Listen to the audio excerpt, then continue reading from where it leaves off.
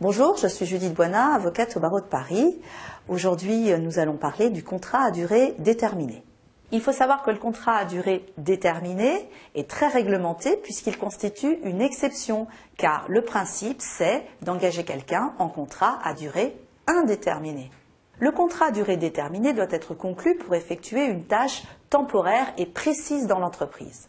En effet, le contrat à durée déterminée ne doit pas permettre à l'employeur de pourvoir durablement à un poste qui est lié à l'activité normale et permanente de l'entreprise.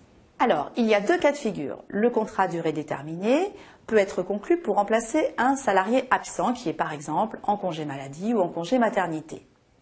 Mais il ne doit pas être utilisé pour remplacer un salarié gréviste, ni d'ailleurs pour effectuer des travaux dangereux, sauf autorisation de la DDTE, Direction départementale du travail et de l'emploi.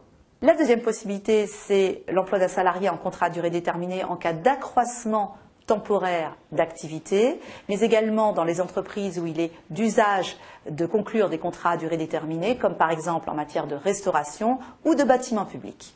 Le contrat à durée déterminée a une durée limitée au maximum à 18 mois, par exception 24 mois ou 9 mois dans les cas prévus par la loi.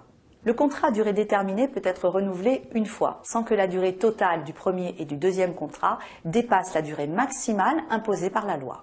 Il y a une exception à tout ce que je viens de vous indiquer, c'est le cas où le CDD est conclu pour remplacer un salarié absent. Dans ce cas-là, le contrat ne mentionne pas de durée précise, mais il doit indiquer que le contrat prend fin lors du retour du salarié absent.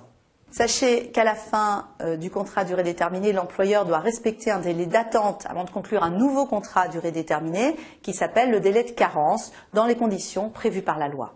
Le salarié engagé en CDD dispose des mêmes droits que les autres salariés de l'entreprise, par exemple en matière de rémunération. Le salarié doit également toucher un salaire qui doit être au minimum égal à celui du salarié remplacé. De plus, sachez qu'à la fin du contrat à durée déterminée, le salarié doit percevoir ce qu'on appelle une indemnité de précarité qui doit être égale à 10% du total des sommes brutes qu'il a perçues tout au long de son CDD. Sachez également que le contrat à durée déterminée ne peut être rompu que dans 4 cas précis.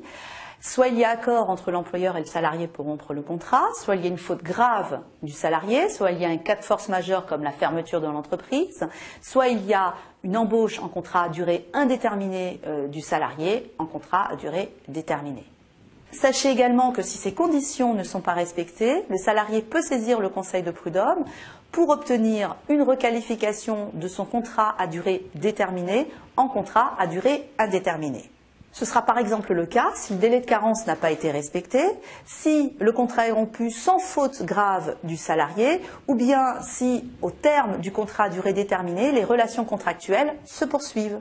Voilà, vous en savez maintenant plus sur le contrat à durée déterminée.